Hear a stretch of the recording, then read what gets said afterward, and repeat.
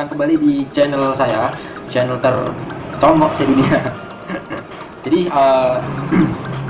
kali ini kita mau bahas tentang cerita saya tadi pagi sampai menjelang malam. Itu tadi jalan-jalan dan datang ke suatu acara ya itu, dan kebetulan juga sama teman-teman saya, dan di situ kita review juga. Review apa? Penasaran? Simak saja. Teman saya adalah Bro Edo. Oke, jadi Bro Edo ini teman-teman saya yang dulu di salah satu brand, tapi sekarang dia sudah sukses. Dan kita sekarang berada di Honda HR.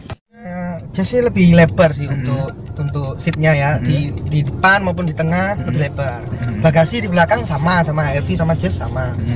Dashboard lebih simple Jazz sih. Ya. Enggak banyak tempat-tempat untuk naruh barang, ada handphone apa. Kalau Jazz ini lebih ke fitur kayak ada cruise ini. Ada cruise, terus pedal shift itu. Ya, pedal shift. Pedal shift di Jazz RS juga ada. Ada. Jadi ini sama. CC ini lebih besar karena yang Prestige 1800, tapi lebih irit. Lebih irit HRV. 12 km kan. 12 banding 1 liter. Kalau di Jazz rata-rata 9 atau 10,5 ya. Betul. 1 banding 10,5 gitu ya. Jadi mungkin teman-teman yang belum tahu ya, mungkin apa sih bedanya matic sama manual? Maksudnya enak mana gitu matic sama manual? Ya ada dua kemungkinan ya. Ada yang bilang enak, ada yang bilang enak matic, ada yang bilang enak manual. Kalau saya pribadi sih biasanya pakai manual ya. Enak manual. Tapi kalau untuk Bro Edo mungkin pakai matic ya. Enggak, sebenarnya saya juga suka manual. Suka manual, tapi karena keinginan perempuan ya. Terus waktu itu pesennya harus mengikuti perkembangan zaman, ya udah saya nurut aja.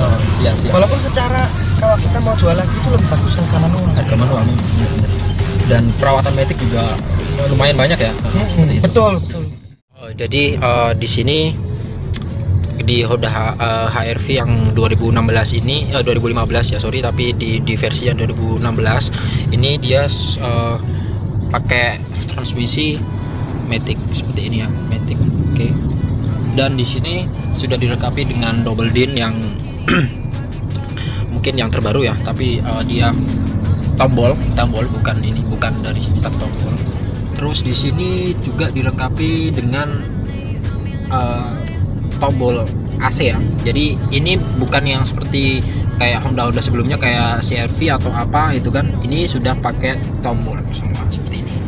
Jadi mulai dari touch AC, touch pakai touch itu AC atau dan lain-lain pakai. Dan ini sudah pakai start engine juga.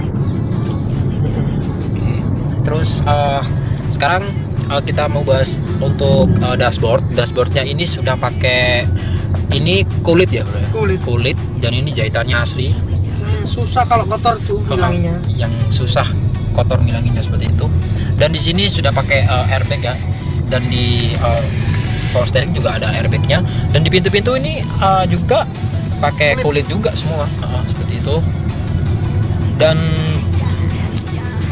banyak kelebihan di sini yang di HR-V ya, yang mungkin nggak dipunyai sama city car yang kayak Honda Jazz itu banyak sih.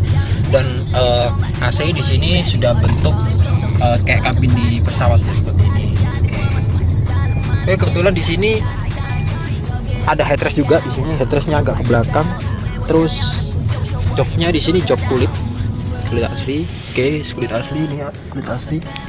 Oke, belakangnya ini dua soft aja. Ya, ini SUV karena ini SUV. Terus di atas ini sudah ada sunroof. Ini bentuknya bukan sunroof, ini mountroof ya. Sunroof ya. Nah, bisa dibuka lagi Mas. Oh gitu. Oke, siap. Ini ada sunroofnya di atas. Oke. Sudah full semua. Terus di atas ini untuk lampunya, di sini ada lampu baca juga di sini ya. Iya, lampu baca kan sekali aja. Terus lampu yang lain juga ada. Situ. Jadi perbedaannya dia lebih modern ya di sini. Oke, untuk HR-V ini dilengkapi dengan velg ring 17 ya. Betul. 17 dengan Racing sudah. Dengan racing, velgnya sudah racing. Terus di sini ada apa lagi ya? Fitur-fiturnya sound ada di bawah juga. Ini sudah bagus. Dan di tengahnya ini ada ya mungkin ini kayak apa ya, kayak bro yang paling penting bro. Jadi oh, untuk ini apa namanya handrimnya pakai ini. Oke. So, kita tekan nih mati. Nah kalau kita lagi parkir kita tarik. Oh gitu. Jadi itu otomatis handrim sendiri. Handrimnya ini pakai ini aja. Jadi nggak pakai yang handrim manual yang seperti itu ya? Iya.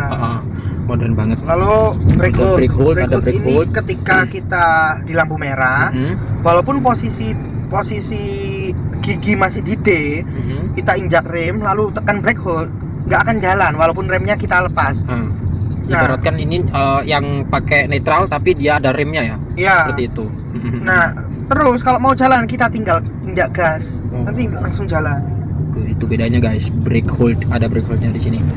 Terus di sini modelnya kayak mungkin kayak apa ya, kayak kalau saya bilang sih Bugatti Veyron ya, Bugatti Chiron juga di tengah ini ada seperti ini. Kalau Lamborghini atau Ferrari nggak seperti ini bentuknya, beda. Kalau Lamborghini agak ke bawah, tapi kalau Bugatti Veyron seperti ini, kayak gini. Oke, sama sih. Terus speedonya sudah pakai apa namanya, LED ya, Iya. Semua jadi digital. Itu indikator kalau hijau itu berarti kayak apa, ekosistem gitu loh. Ekosistemnya ada di sini, jadi ekosistem lebih hemat seperti ini. bahan bakar. Terus di sini ada pedal shift untuk matic ya, ini untuk ngurangin. Di sana yang bagian sana itu untuk plusnya seperti itu. Di sini ada tombol-tombolnya, ada semua, dan airbag, lagi-lagi ada airbagnya di stangnya, di power steering. Oke, siap. Spion yang di sini masih manual. Oke. Terus di sini standar juga ada kaca. Oke. Terus ya di atasnya ini bukan brodru ya, tapi ini kain empuk. Kain empuk enak. Kalau di punya aku kemarin masih pakai brodru. Seperti itu. Dan di sini banyak locker sih. Oke, dan dashboard di atasnya sudah nggak ada.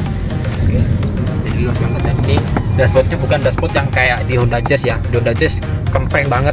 Yang Honda Jazz yang di 2007 ke bawah itu, sama Yaris juga itu dia kempreng banget, tapi di sini keisi semua. Oke. Sebenarnya sudah pakai elektrik. Dan untuk di sini kan saya ada pertanyaan bro. Iya. Ya, pertanyaan yang pertama. Kapan nikah? Itu masih pertanyaan yang jauh. Pertanyaan yang pertama, kapan Bro Edo pegang mobil?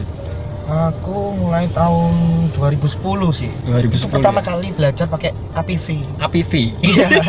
Suzuki APV Arena itu ya? Betul. Oh, siap. Jadi ada tetangga saya tuh punya rental. Saya kenal baik sama pegawainya, bukan sama bosnya tapi. Saya sering diajak kalau ambil, kan biasanya naik motor, ambil yang habis orang sewa itu kita naik motor. Terus teman saya itu bawa mobilnya balik, saya bawa motor lagi pulang.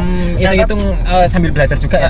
Tapi lama-lama saya diajarin, kalau malam-malam nganggur saya diajak kemana. Waktu itu ada di daerah Kenjeran, kan jalan besar-besar. Siap. Belajar di situ.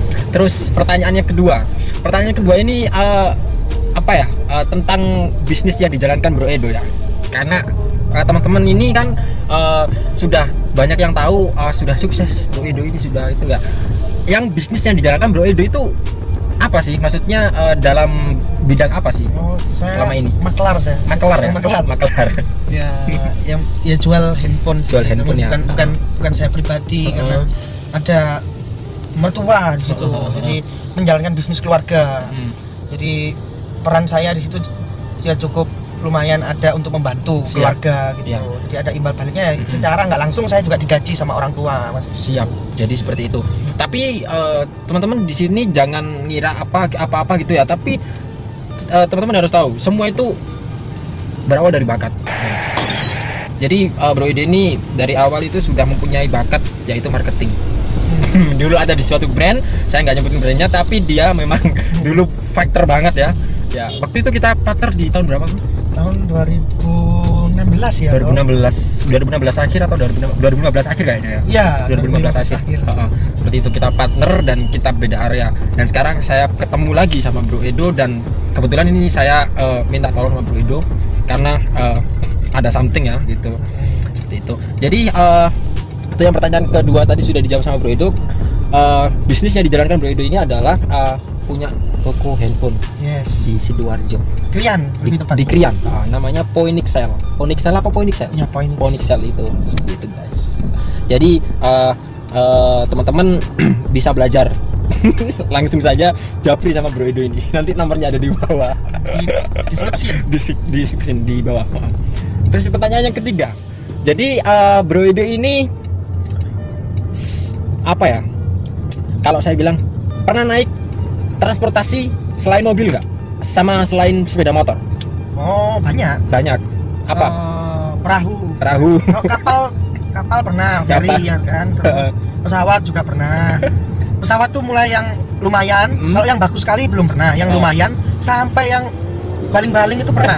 Itu sedih loh. Nah, itu aduh, khawatirnya setengah mati. Itu takut jatuh ya berarti ya? Iya betul, karena waktu landing juga jedrak gitu. Waduh, sedih. Nah itu saya itu ke Jogja waktu itu, karena saya sebenarnya pengen naik kereta api. Habis itu ya itu pacarku minta naik pesawat aja, karena harganya itu beda cuma sedikit. Jadi kan kita lebih hemat di waktu kalau naik pesawat. Karena waktu itu saya ada event di Yogyakarta, ya udah saya datang, akhirnya naik pesawat, ya itu ngeri setengah mati. Pulang pergi kayak gitu ya. Siap. Nah, terus transportasi yang lain kereta api juga. Tapi udah lama sih, berapa tahun udah nggak pernah naik. Sebenarnya kepingin ini. Tapi ini kan pertanyaannya mungkin dari teman-teman, orang mungkin sekeren Bro Edo ini apakah sering muntah kalau naik transportasi selain motor sama mobil? Dulu waktu kecil naik bus itu mual muntah. Nggak tahu sekarang ya. Kereta api nggak pernah. Kereta api itu saya survive. Pesawat itu kering. Pertama kali itu kering di sini. Aduh, takut. Sama. Takut juga. Saya juga sih. Jadi nggak pernah muntah. Habis take over itu kan, yeah. langsung kayak dada itu kayak gitu ya rasanya. Itu takut berlebihan Bu, itu awal-awal itu. Terus pas lagi habis take over kan otomatis ke atas terus belok gini kan kayaknya. Yeah. Nah itu kayak kita itu kayak kudu jatuh gitu loh. Mending ditutup aja jendelanya kalau naik gitu, atau enggak gitu minum antimu. Yeah. Oke, jadi pertanyaan 3 sudah dijawab sama Bro Edo. Jadi di sini kita bahas lagi mengenai HRV ini ya. HRV ini belinya di tahun berapa Bro? Tahun 2016 ya. Tapi ini tahun 2015. Tapi mesinnya nomor tahun 2015. Oke, siap. 1800 cc dengan perbandingan bahan bakar 1:12. Perbedaannya dengan Honda Jazz atau Yaris atau apa itu selisih 3 liter lah, 3 kilo ya, 3 kilometeran seperti itu. Dan ini yang saya rasakan di sini naik HRV ini memang anteng banget gitu loh. Enak, nggak kerasa empuk. Suspennya itu hampir sama dengan Yaris yang baru, yang facelift itu, bener.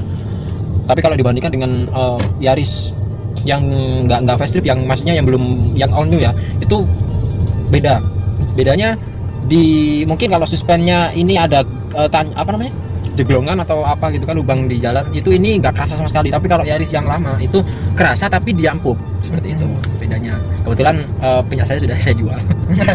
Jadi nggak usah dibahas lagi. Jadi seperti itu sedikit kritikan dan review, semoga bermanfaat untuk teman-teman. Jadi yang mau konsultasi atau pengen cerita-cerita, pengen tanya-tanya, silakan. Dan saya juga nggak tahu konsultasi apa, ya mungkin tentang kendaraan. Jadi itu ada Instagramnya teman saya dari bawah dan Instagram saya juga di bawah. Dan jangan lupa klik like dan subscribe di channel saya, agar saya juga nanti bisa kasih review-review yang lain selain review di satu mobil. Terima kasih dan salam semangat di malam hari, atau di pagi hari ini, terserah. Thank you.